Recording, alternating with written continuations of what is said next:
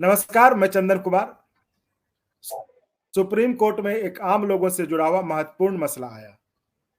26 हफ्ते का गर्भ गिराने की याचिका डाली गई थी, जिस पर सुनवाई करते हुए चीफ जस्टिस चंद्रचूड़ की अध्यक्षता वाली खंडपीठ ने महत्वपूर्ण ऑब्जर्वेशन दिया कि मां के कहने पर बच्चे की धड़कनें नहीं रोक सकता सुप्रीम कोर्ट।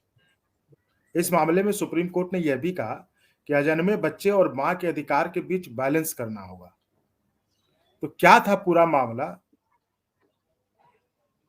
जानने के लिए आइए बात करते हैं सुप्रीम कोर्ट के वकील उमेश शर्मा जी से। उमेश जी, स्वागत है आपका। ये क्या मामला था, इस बारे में जरा बताएं। ये मामला ये था कि एक लेडी ने ये जी। कहा था कि मेडिकल एडवाइस पर कि बच्चा अगर जन्म होगा तो डिफॉर्म्ड होगा या मेरी जान को खतरा है तो इसको अबॉर्ट करने की परमिशन दी जाए। वो नीचे से मना होती गई तो उसके अगेंस्ट आए। तो फिर सुप्रीम कोर्ट के सामने जब ये विषय आया तो सुप्रीम कोर्ट ने भी इस बात को पहले समझा। फिर मेडिकल एडवाइस को देखते हुए चांसेस ये बन गए कि ऑर्डर दिया जा सकता है, कानूनी रूप से ऑर्डर दिया जा सकता था कि इसको आप अबॉर्ट करा सकते हैं। लेकिन कहीं ना कहीं जजेस जो ह्यूमन बीइंग होते हैं, वो भी एक व्यक्ति मनुष्य है हमारी तरह, तो उनको लगा कि हम एक जुडिशियल ऑर्डर से किसी धड़कन को बंद कराने का आदेश नहीं देना चाहिए। इसलिए उन्होंने ये आदेश दिया और कहा कि हम ऐसा आदेश नहीं देंगे। और फिर उस महिला को समझाने की कोशिश की गई। जो एएसडी है वो भी एक महिला है, उन्होंने भी समझाने की कोशिश की। और इस पर सुप्रीम कोर्ट एक बहुत ही अलग पाथ ब्रेकिंग तरीके से सुप्रीम कोर्ट ने इस चीज को किया और ये कहा कि हम अपने आदेश से एक जिंदा बच्चे को मारने का आदेश नहीं दे सकते, चाहे जो भी हालात हो। फिर उस जजमेंट में और भी हालात के जिक्र किए गए हैं कि कोई माइनर के साथ कोई पॉस्को का ऑफेंस होता है, कोई रेप होता है, तो वैसी हालत में देखा गया है कि सुप्रीम कोर्ट अबॉर्शन के ऑर्डर दे देती है, कर देती है, पीरियड कुछ भी हो। लेकिन यहाँ स्पेशल केस था, फिर भी सुप्रीम कोर्ट ने कहा कि हम ऐसा आदेश देने को इंक्लाइन नहीं है और नहीं दिया। तो ये एक मानवता का एक विशेष, आप कह सकते हैं कि एक विशेष रूप आपको दिखाई देगा कि जजेस भी कितने संवेदनशील होते हैं, कितना वो उनको जान को लेकर या बच्चे की सलामती को लेकर, इन चीजों को लेकर कितने सेंसिटिव होते हैं, ये आपको रिफ्लेक्ट होता है। और ये जो रूटीन में ऑर्डर होते हैं कि अबॉर्शन के ऑर्डर हो जाएंगे या अबॉर्शन करने के आदेश कोर्ट दे देती है, तो उससे कहीं ना कहीं इसका एक असर आएगा और रोक लगेगी और आप मैकेनिकल तरीके से कोई भी कोर्ट इस तरह से आदेश नहीं करेगी कि चलो आप आए हैं, फिर ये रिपोर्ट है, मेडिकल एडवाइस है और हम ऑर्डर करते हैं। तो उस दिशा में देखेंगे तो ये एक नए तरह की शुरुआत है और देखते हैं अभी आगे कैसा होता है। तो इसका मतलब कि पहले सुप्रीम कोर्ट की डबल बेंच ने मतलब एबॉर्शन के लिए अनुमति दे दी थी, लेकिन शायद जजेस के डिफरेंसेस ऑफ ओपिनियन के कारण ये बेंच जो है मुख्य न्यायाधीश के बेंच में गया। 3 जजेस के सामने ले जाया गया और जब 2 जज डिफरेंस होता है तो 3 जजों के यहाँ रेफर किया जाता है, वहाँ ये मैटर गया और एक दिन 2 दिन की सुनवाई पे तेजी से केस चला, क्योंकि ये सेंसिटिव मैटर है। और इसमें जो भी पूरे प्रोसेस में हुआ तो हुआ क्या कि बच्चों की धड़कने, डॉक्टर जो रिपोर्ट आई उसमें बच्चे की धड़कने भी उन्होंने बता दी कि उसका दिल भी धड़क रहा है। तो उस चीज को देखते हुए ये बहुत ही सटीक टिप्पणी की है हमारे चीफ जस्टिस साहब ने कि हम उसकी धड़कन को बंद करने के आदेश जुडिशियल ऑर्डर से नहीं दे सकते, ये गलत होगा। और जो भी आए डिफॉर्मिटी हो, कुछ भी हो, जो भी डिफॉर्मिटी हो या बच्चे को मदर को कोई भी तकलीफ हो, जो रिस्क है उसको लेना पड़ेगा। तो ये डिटेल ऑर्डर, इसको पढ़ेंगे तो ये लीगल भाषा में लिखा गया है, लेकिन बहुत ही डिटेल में बहुत ही सेंसिटिव तरीके से ये समझाया गया है और ये दिखाता है कि जजेस कितने संवेदनशील है ऐसे मसलों को लेकर।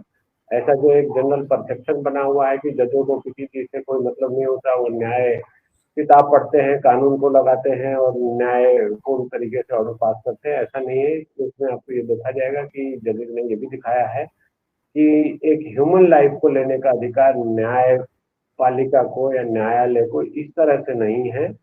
हालांकि कुछ हालात में उन्होंने ये भी लिखा है कि मान लो कोई बच्ची है, माइनर है, कोई अंडर एज लड़की है, उसके साथ रेप होता है, पॉस्को का कोई केस हुआ है जिसमें वो गर्भवती हो गई और बहुत बाद में पता लगता है, तो वैसे हालात में तो हम दे सकते हैं। हमको एक बैलेंस क्रिएट करना होगा, जो जिंदगी नई आ रही है उसमें और जो एग्जिस्टिंग जिंदगी है उसमें।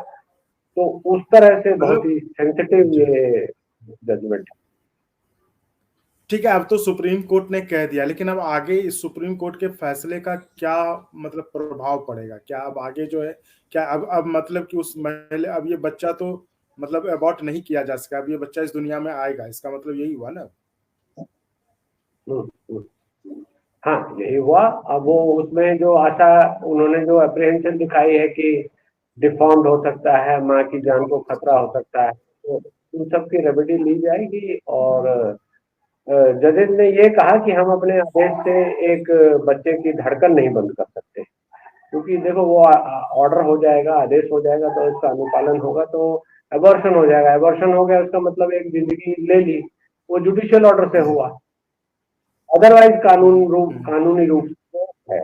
आप जो बच्चे की जो अबॉर्शन का पीरियड है तो इसको ये माना जाए वो कि रोक है।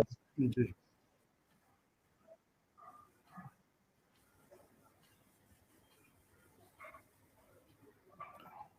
आवाज आ रही है आपको? हाँ, आपका हैंग कर जा रहा है, नेटवर्क थोड़ा इशू है। तो इसको ये माना अच्छा। जाए कि अब जो है हर तरह के एबॉर्शन पे रोक लग जाएगा, या फिर जिस तरह से स्पेसिफाई किया गया कि कुछ केसेस को, स्पेशल सिचुएशंस को जो है छोड़कर ये उसमें ही लागू होगा, जैसा कि डिफाइन किया गया है, या इसमें और कुछ डिफाइन करने की जरूरत है, या ये ऑर्डर अपने आप में कंप्लीट और क्लियर है? देखिए, जो एग्जिस्टिंग लॉ है उसमें तो अबॉर्शन कराना वो कम्प्लीटली बैन था।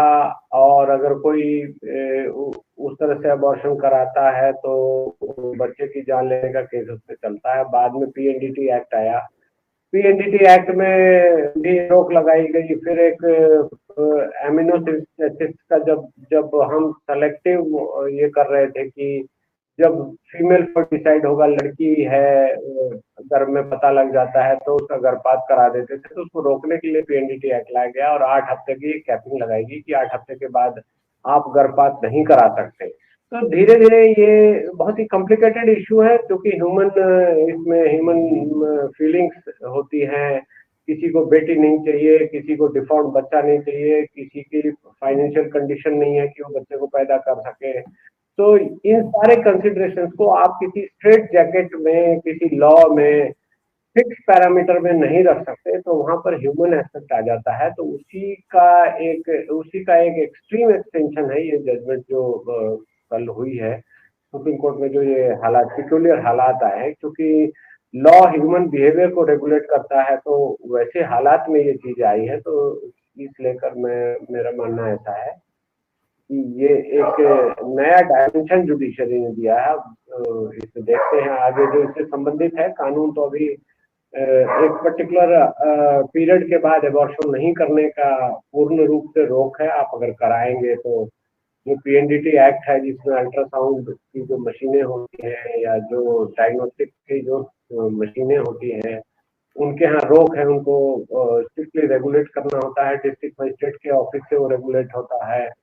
पीएनडीटी में जब आप रजिस्ट्रेशन कोई नर्सिंग होम या कोई भी डायग्नोस्टिक सेंटर कराता है तो वो ये लिखेगा कि डिक्लेरेशन देना होता है, और वैसी हरकत करेगा भी नहीं। तो ये सब इन चीजों को रेगुलेट करने की ये कोशिश है, और ये एक अच्छा कदम है, एक ह्यूमन एस्पेक्ट है जस्टिस का। इसमें ये बहुत अच्छा कदम है, और सोसाइटी भी इन्हीं चीजों से गाइड होती है।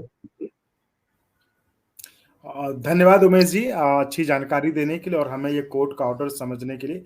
साथ ही जैसा कि आपको अब आप समझ ही गए होंगे कि सुप्रीम कोर्ट का ऑर्डर और ये कितना महत्वपूर्ण था इस मामले के लिए, अबॉर्शन के मामले को लेकर, जिसको कि पहले सुप्रीम कोर्ट की डबल बेंच ने इजाज़त दे दी थी 26 हफ्ते के गर्भ को गिराने का।